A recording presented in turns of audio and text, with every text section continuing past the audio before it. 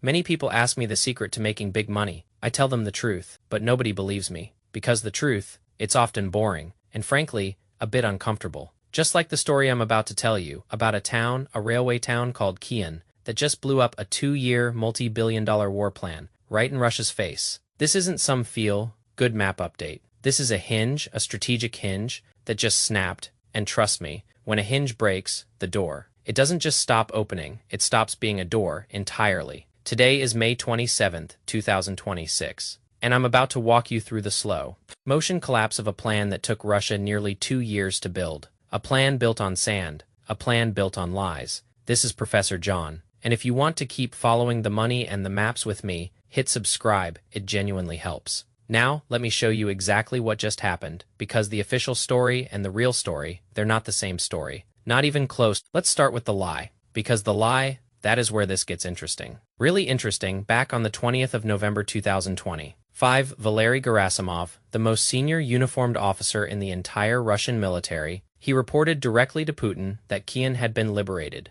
Liberated, as in taken, secured, done. Putin then went a step further publicly and said the railway station there, it would fall within days. And here's the thing about that claim. It wasn't entirely fiction. Russian troops had genuinely gotten into the city. They'd infiltrated it through, of all things, an old gas pipeline, slipping small groups in under the ground and letting them resurface inside the urban area hidden in apartment blocks, in the industrial zone. So when Gerasimov briefed Putin, there were Russian soldiers physically standing in Kian. The flag-planting videos, they were real videos. But the problem was geography. The footage Moscow kept releasing of Kian as Russian was in several documented cases, filmed 20 kilometers away, in a different town entirely, and the open-source analysts, they caught it, almost immediately. So you had this strange split-screen reality, Russian command telling the Kremlin the city was won, while a 27-year-old Ukrainian intelligence officer was already inside it, methodically clearing buildings, room by room, in the rain. That gap, hold on to that gap,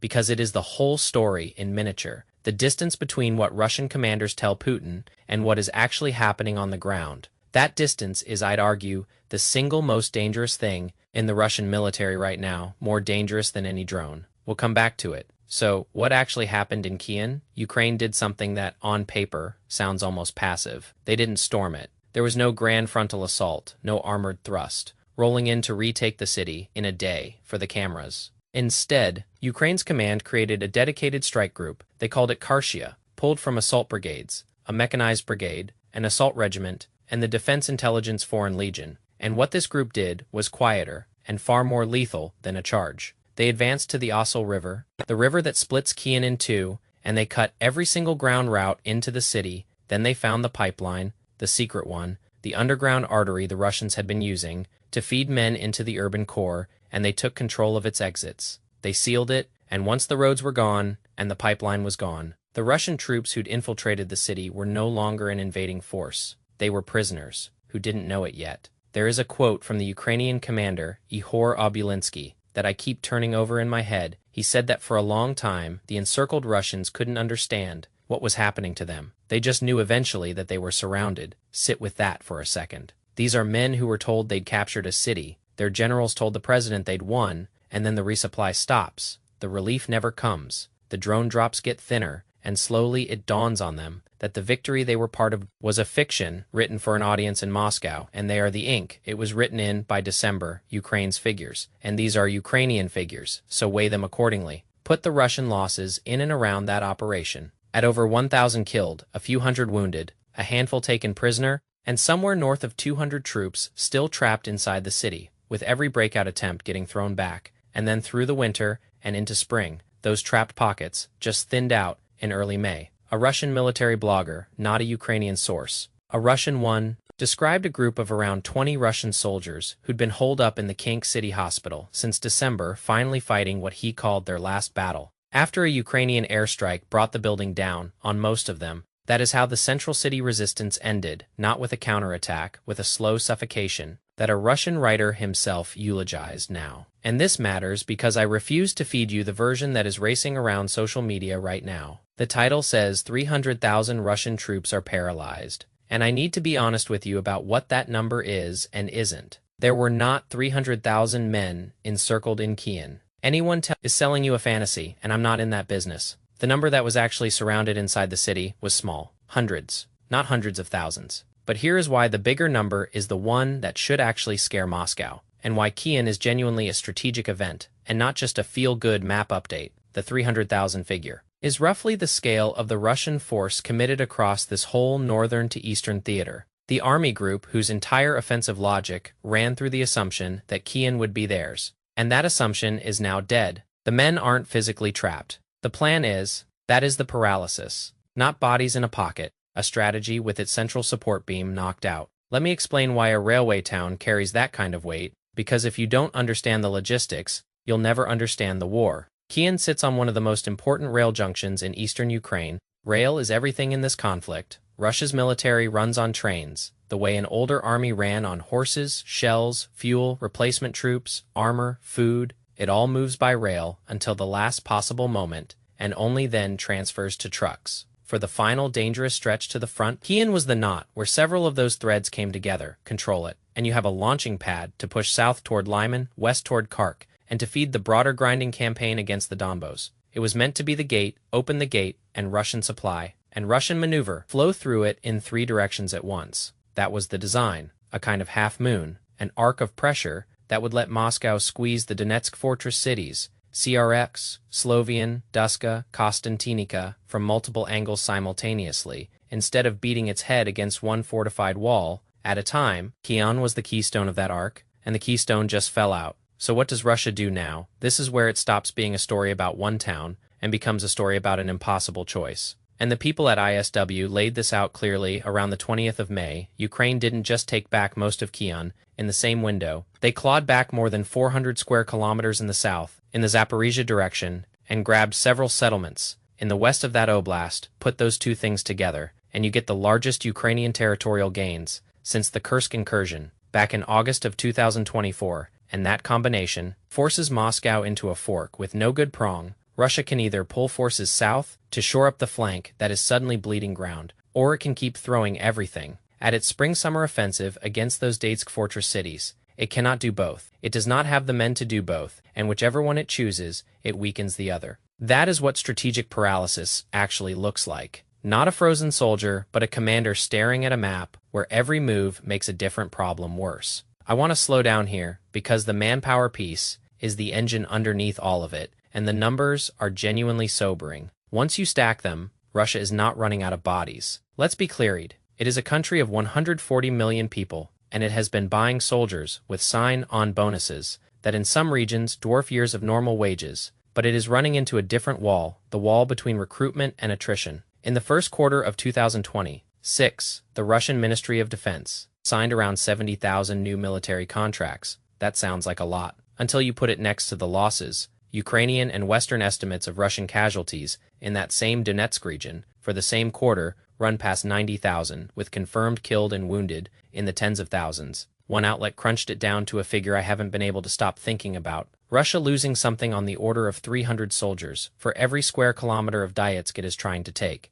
And over the previous 6 months, by that accounting, Russia made essentially no tactical gains in that region at all, approached one of the 4 fortress cities, entered none of them. You see the scissors closing, recruitment going one direction, casualties going the other, and the gap between the two lines is where an army's future lives or dies. Ukraine's defense minister said back in early May that they'd hit their target of inflicting casualties faster than Russia could recruit, and then raise the bar. Set a new goal of 50,000 Russian casualties a month. Whether they hit it or not, the intent tells you the strategy. Ukraine has shifted from trying to hold ground to trying to bleed the Russian army faster than Moscow can refill it. And the drones are how they're doing it. Here's a number that genuinely stopped me in just the first 19 days of May. Ukrainian drones alone, not artillery, not ground combat, just drones, struck over 19,000 Russian personnel, according to data from Ukraine's own battlefield management system, as cited by the commander of their unmanned systems forces. He projected that drone strikes by themselves would account for more than 34,000 Russian casualties by the end of the month. And that is before you add in the artillery, the rear area strikes, the regular infantry fighting. Think about what that means. A class of weapon that barely mattered 3 years ago is now on its own, inflicting casualties at a rate that rivals what entire artillery armies use to manage. The whole calculus of how you take ground has been rewritten, And Russia's doctrine, mass infantry, frontal pressure, accept the losses, is colliding with a battlefield where mass is just a bigger target. And Kian is the proof of concept. That is what I want you to take from this. It is not that one town changed hands. Towns change hands. It is the method. Ukraine retook a city the Russians had physically entered, without a bloody frontal assault, by cutting logistics, sealing infiltration routes, saturating the area with drones and precision strikes, and letting the encircled force collapse.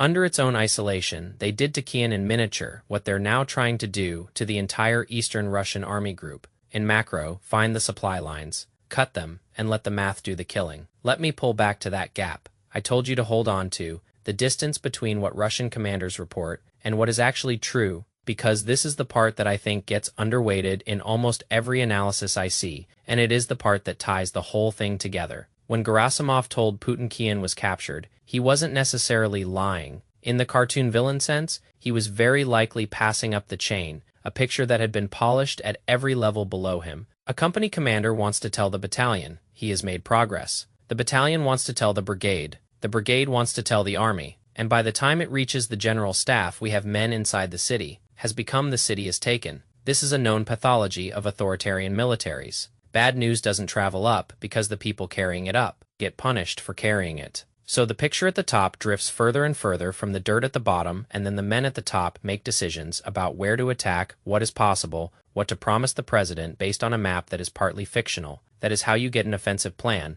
built around a town you don't actually control. That is how you get a spring-summer campaign aimed at fortress cities. You've spent 6 months failing to even enter, while your commanders keep reporting they're approaching. You can approach Konstantinica forever. The reports stay optimistic, the map stays red, and somewhere in Moscow, decisions get made, as if the optimism were ground truth. Now layer the Kian's humiliation. On top of that, Putin was personally told it was won. He said so publicly. And now ASW and Ukraine's own commander-in-chief are confirming it is mostly back in Ukrainian hands with the remnants snuffed out. What does that do inside the Russian system? It doesn't make commanders more honest. If anything, it makes the next batch of reports even more cautious, even more massaged, because the cost of being the bearer of the Kian reversal is enormous. The information rot doesn't get cured by a defeat, it gets worse. And an army that can't see its own front clearly is an army that will keep walking into the same ambush, because the people who could warn it are incentivized to stay quiet. I keep coming back to those 20 men in the hospital, sitting in a basement in a city their president had declared liberated, 5 months earlier, waiting for a relief column that was never going to come, because the plan that was supposed to send it had already failed, and nobody up the chain wanted to be the one to say so. There is something almost unbearably bleak, in that they held, a Russian writer said, until the very end, but the end had been written for them, in a briefing room months before, by a system that valued a clean report over their lives. So let me try to set the stakes honestly, without the inflation, because you deserve the real version. Is this the end of the war? No. Anyone telling you Kian ends the war is doing the same thing Gerasimov did, telling you what you want to hear. Instead of what is true, Russia still holds enormous territory, it still has the manpower to keep grinding, the Donetsk fortress belt is still contested, and the southern gains Ukraine just made, while real are measured in hundreds of square kilometers in a war fought over hundreds of thousands. This is not a breakthrough that rolls Russia back to its borders. I won't pretend it is. But is it a turning point, in a specific mechanical sense? Yes. And here is the sense in which I mean it, for 2 years. The story of this war has mostly been Russia attacking and Ukraine defending, Russia choosing where to push, Ukraine reacting, and around the middle of May 2026, Ukraine's commander-in-chief stated that the number of Ukrainian offensive actions had exceeded Russian ones, that the initiative, the choosing, the where and when had started to flip. He didn't give hard numbers, and I'd want to see that claim hold across months before I'd call it permanent. Claims of initiative are cheap. Sustained initiative is the expensive thing, but Kian and the southern gains are the first concrete evidence that the claim has something behind it. Ukraine is no longer only absorbing blows, it is in places choosing where to land them, and the deeper signal, the one underneath the maps, is the trade-off Russia now faces, and cannot escape, an offensive plan that depended on a gate that is now closed, a manpower system, where the losses are outpacing the recruitment, in the very region Russia cares most about, a drone war that is rewriting how casualties get inflicted faster than Russian doctrine can adapt, and a command culture, so afraid of the truth that it briefed a city as captured, while a Ukrainian intelligence officer was clearing it building by building. Each of those alone is a serious problem. Together, they're the kind of thing that doesn't announce itself. With a single dramatic collapse, it shows up as an army that keeps attacking, keeps reporting progress, keeps losing men, at 300 square kilometer, and one day simply can't generate the force to attack anymore, and nobody saw the exact moment it happened. Because the reports never admitted the trend, here is what I find genuinely hard to game out, and I'll be straight, that I don't have a confident answer. Russia's response to Kian and the southern losses will tell us which war we're in. If Moscow pulls forces south to stop the bleeding and quietly lets the Donetsk offensive stall, that is an admission. The spring-summer plan is dead, and they're managing decline. If instead they strip the south to keep hammering the fortress cities and absorb more losses they can't replace, that is a different kind of signal. A regime so committed to a narrative of advance that it'll keep paying the price even as the math turns against it. Both of those roads lead somewhere bad for Russia. The question is only which kind of bad, and how long Moscow can keep the gap between the briefing room and the battlefield wide enough that the people at the top